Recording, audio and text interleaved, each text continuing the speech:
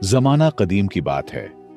शहर से दूर एक छोटी सी बस्ती में जाबिर नाम का एक गरीब नौजवान रहता था। उसके घर में उसकी बूढ़ी और बीमार मां के सिवा कोई न था। गुर्बत ने उसे इस कदर जकड़ रखा था कि जाबिर दिन रात मेहनत मजदूरी करता, मगर इतनी ही कमाई होती जो बमुश्किल घर का खर्च पूरा कर पाती। उसकी मां बरसों से बीमारी के बिस्तर पर पड़ी थी। बड़े हकीम के इलाज के लिए जाबिर के पास पैसे न थे, इसीलिए वो अपनी तकलीफों के साथ चुपचाप घर में पड़ी रहती। जाबिर के दिल में एक ही आरज़ू थी, काश वो इतने पैसे कमा सके कि अपनी मां को सेहतमंद देखे, एक खूबसूरत सा घर बनाए और फिर अपनी जिंदगी बसाने के लिए शादी करे। मगर ये सब ख्वाब सिर्फ दिल के कोने में बसे रहते। हकीकत की कड़ी जमीन पर नजर दौड़ाता तो कोई ऐसा सहारा नजर न आता जिससे उसकी ख्वाहिशें पूरी हो सकें। लेकिन वो जानता था कि अल्लाह के खजानों में कोई कमी नहीं और उम्मीद का चिराग बुझने नहीं देना चाहिए।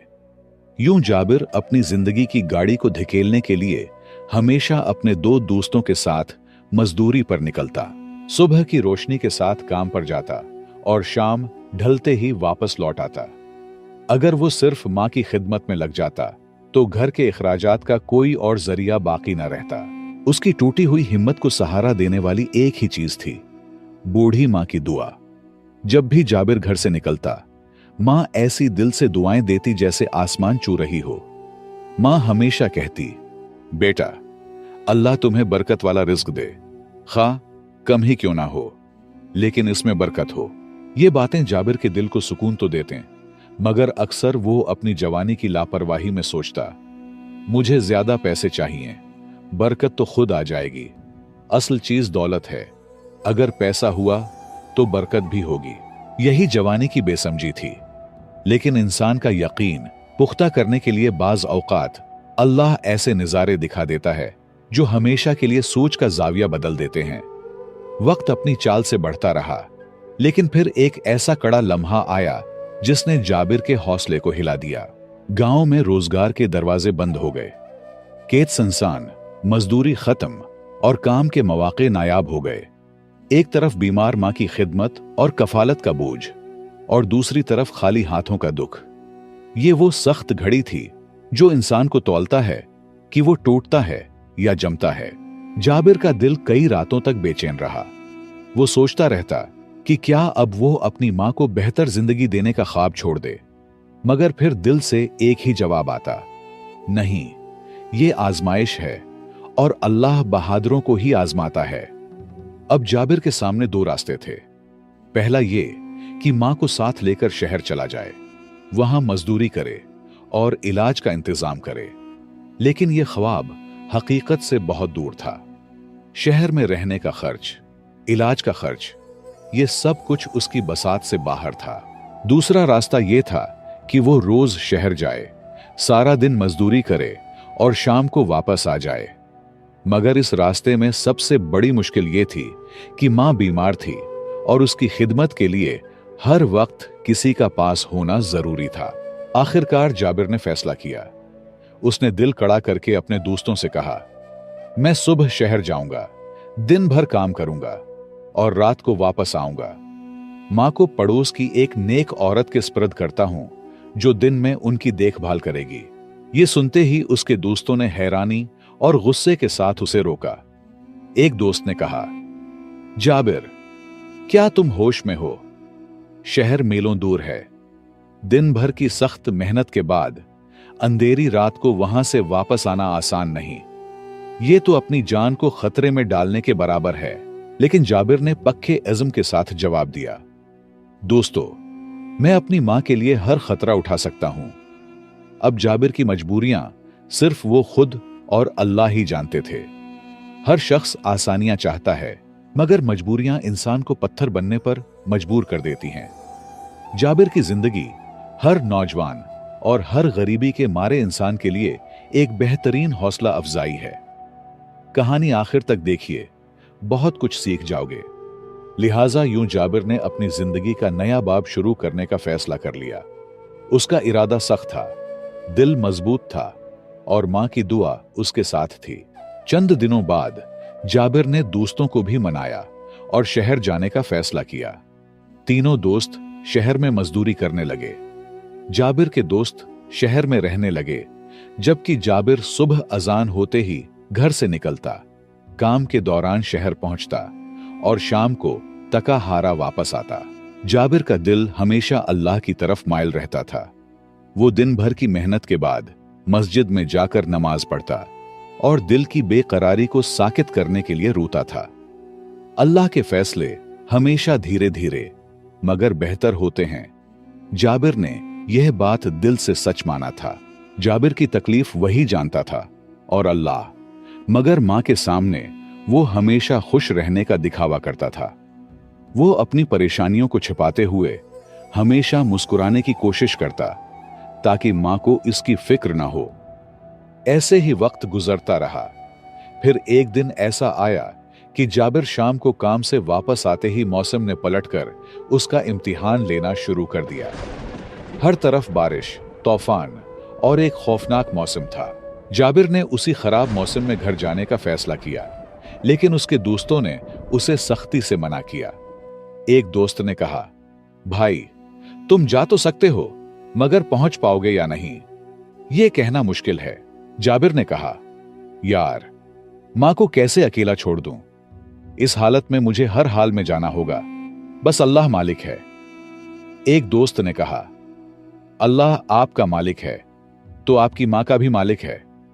थोड़ा रुको, हालात बहुत खराब हैं, ठीक होते ही चले जाना। जाबिर जानता था कि मां की बीमारी और उसका अकेला होना उसकी जिंदगी का सबसे बड़ी आजमाइश है। यूं जाबिर ने फैसला किया और सख्त तूफानी बारिश के दरमियान शहर से निकलकर वापस अपने घर की तरफ चल पड़ा। एक तरफ बारिश का सैलाब था, दूसरी तरफ बेरहम सहरा और सुनसान जंगलात का रास्ता। जाबिर ने मस्जिद में नमाज पढ़कर अल्लाह के सामने अपने दिल की तमाम परेशानियां पेश की। फिर वो घोड़े पर सवार होकर शहर से अपने घर की तरफ रवाना हुआ। सफर जारी था, मगर ज्यों-ज्यों वो आगे बढ़ा, हालात और खराब होते गए। तूफानी बारिश और तेज हवा ने जाबिर को परेशान कर दिया। लिहाजा सहरा में दूर कहीं एक मस्जिद नजर आई और वो उसकी तरफ चल पड़ा। सुनसान इलाका, बारिश की शिद्दत और मुसलसल तूफान के दरमियान मस्जिद तक पहुंचना एक माजिज़े से कम नहीं था। जाबिर ने अल्लाह से दुआएं करना शुरू की। या अल्लाह, मेरी मदद कर, बस मुझे मां तक पहुंचा दे, मैं बाकी टूट चुका हूं। शायद अल्लाह ने जाबिर का मजीद इम्तिहान लेना था या जाबिर को खिदमत और मेहनत का सिला देना था। ये दिल की सदाएं थीं जो अल्लाह की बारगाह तक पहुंच रही थीं। जाबिर मस्जिद में बैठा रहा और हालात के बेहतर होने का इंतजार करता रहा। इतने में दूर से एक बूढ़ा शख्स लालटेन की रोशनी में मस्जिद की तरफ बढ़ता नजर आया। जाबिर हैरान था। इस सुनसान इलाके में मस्जिद भी कोई अजीब बात थी, लेकिन अब यह बूढ़ा शख्स इतने खराब मौसम में कैसे आ रहा है? जाबिर को थोड़ी सी घबराहट भी हुई, मगर जैसे ही वो शख्स करीब आया, उसे यकीन हुआ कि यह कोई इंसान ही है। बूढ़ा शख्स मस्जिद में आकर बारिश के पानी से वुजू करने लगा, फिर नमाज पढ़ने में मशगूल हो गया। जाबिर उसको गौर से देखता रहा और उसकी दिल में यह सवाल था, आखिर यह शख्स कौन है? नमाज खत्म होने के बाद बूढ़ा शख्स जाबिर की तरफ मुड़ा और बाअसर आवाज में कहा, बेटा, इतनी रात को यहां किस मकसद के लिए आए हो? या तो तुम बहुत मजबूर हो और या डाको।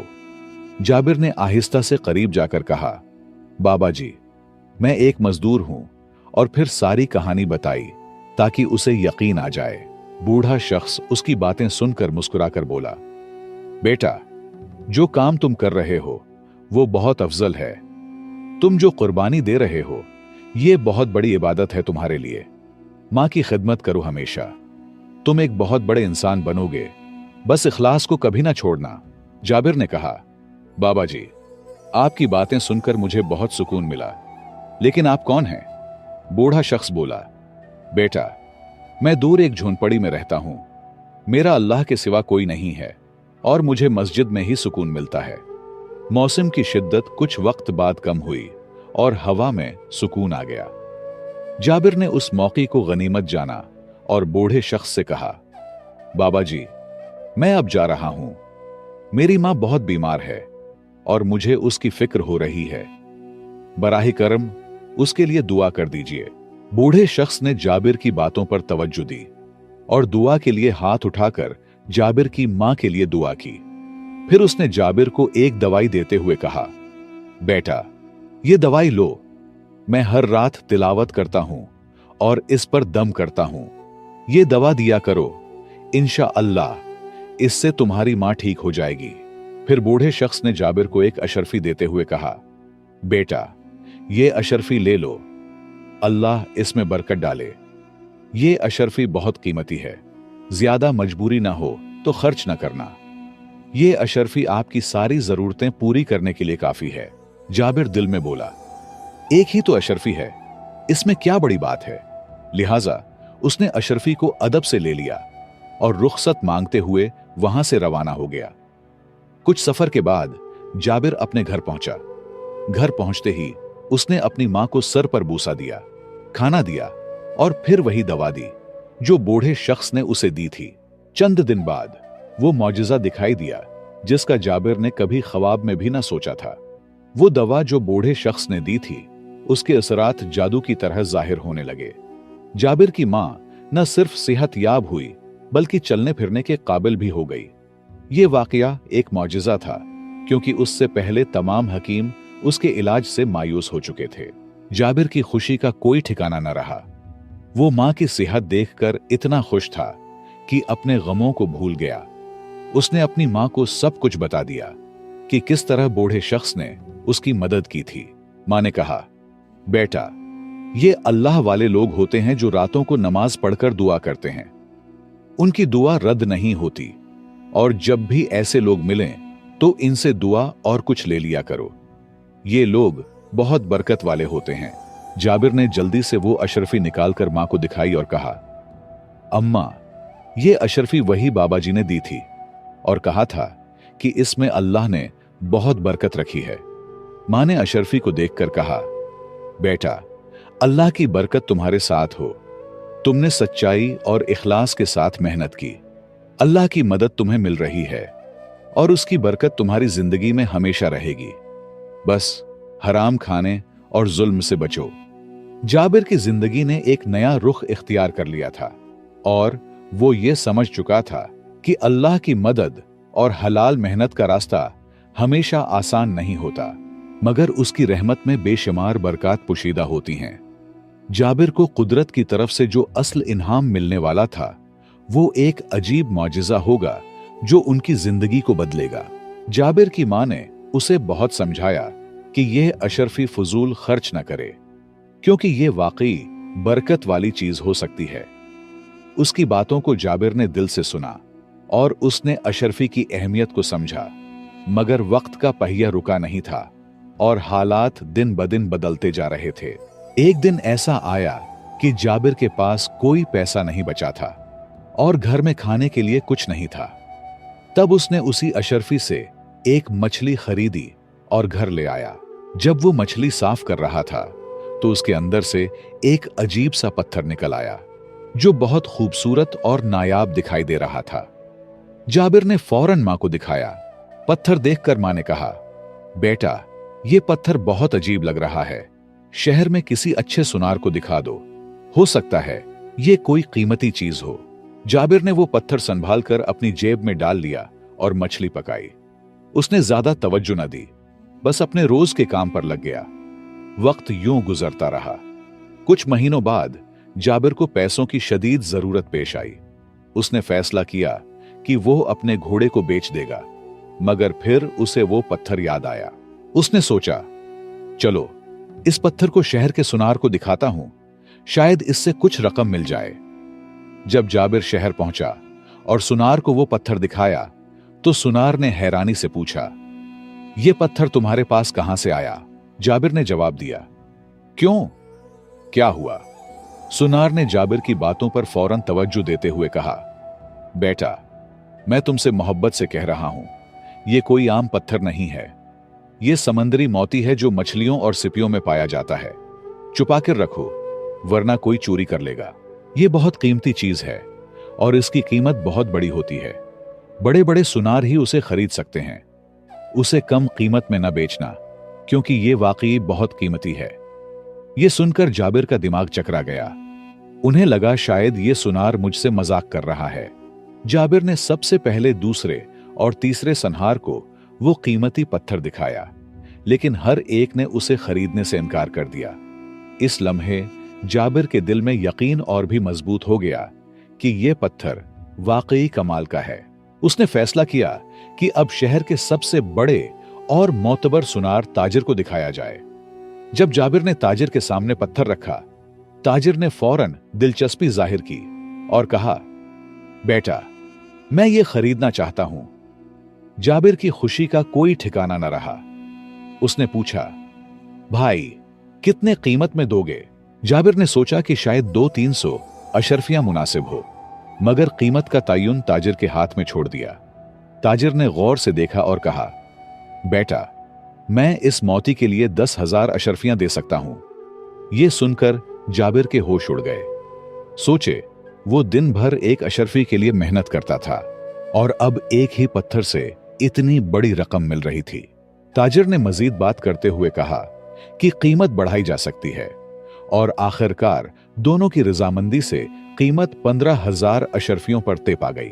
जाबिर की खुशी आसमान को छू रही थी। वो फौरन उड़कर मां को यह खुशखबरी सुनाना चाहता था, मगर सब्र किया और पहले ताजिर से पैसे वसूल करके बगैर किसी मजदूरी के घर वापस लौट आया। घर पहुंचते ही जाबिर ने मां को वो रकम दिखाई। मां भी खुशी से झूम उठे। वो लम्हा वाकई हैरान कुन था। एक अशरफी के लिए दिन भर मजदूरी करने वाला जाबिर अचानक 15,000 अशरफियों का मालिक बन गया। सोच से बाहर बात थी। जाबिर ने सबसे पहले अपने कर्जदारों को पैसे वापस किए, मां के इलाज का बंदोबस्त किया और फिर शहर में अपना खूबसूरत घर खरीदा। कुछ वक्त बाद शादी भी कर ली और अपनी जिंदगी में हर तरह का सुकून हासिल किया। मां ने जाबिर को समझाया, बेटा, तुम्हें उसी बूढ़े बाबा जी के पास जाना चाहिए और उन्हें कुछ पैसे देकर उनकी दुआएं लेनी चाहिए। जो जरूरियात हो उसकी वो पूरी करो। उन्हें बताओ वो बहुत अच्छा इंसान लग रहा है और ये सब बरकत की एक अशरफी का सिला है। बरकत तो दिखाई नहीं देती, बस अल्लाह थोड़े पैसे काफी बना देता है, यही बरकत है। लिहाजा जाबिर बाबा जी के पास गया, दिल में बहुत सी खुशियां और शुक्रगुजारियां लिए।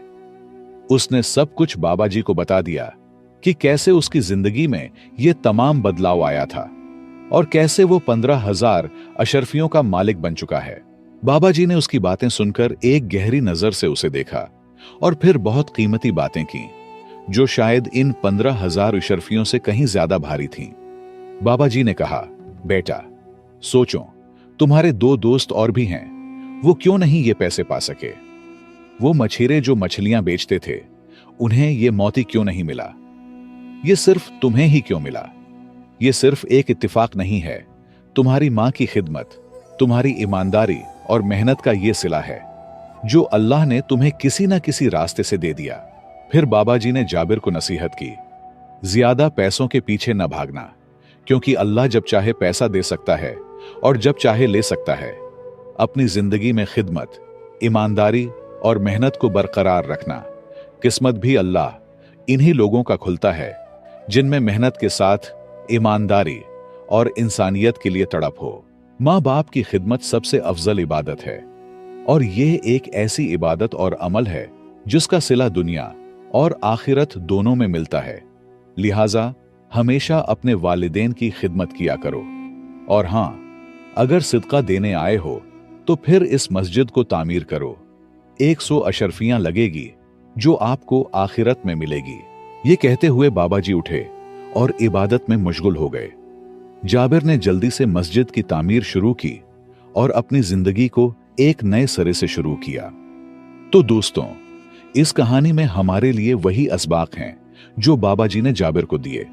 हमेशा याद रखें, अल्लाह ताला उन्हीं लोगों के रास्ते खोलता है जिनमें मेहनत, ईमानदारी, आजिजी और सबसे बढ़कर खिदमत की सिफत हो। माँ बाप की खिदमत वाहिद ऐसी अमल है जो आपको दुनिया और आखिरत में कामयाब बना सकता है। जब आप मेहनत, ईमानदारी और इखलास से करते हैं, अल्लाह ताला वो रास्ता खोलता है जो आपके वहम और गुमान में भी नहीं होता। मुझे उम्मीद है कि आपने इस कहानी से कुछ ना कुछ जरूर सीखा होगा। मजीद सबक आमोज कहानियों के लिए हमारे पुराने किस्से चैनल को सब्सक्राइब करें और घंटी के बटन को जरूर दबाएं। अगर आप ऐसी कहानियां सुनना पसंद करते हैं जिनसे आपको कुछ सीखने को मिले, तो बराहे कर्म हमारे चैनल को विजिट करें और वीडियोस को अपने दोस्तों के साथ शेयर करें। और आपको यह वीडियो कैसी लगी, कमेंट्स में अपनी राय जरूर दें। आपके ताउन का बहुत बहुत शुक्रिया।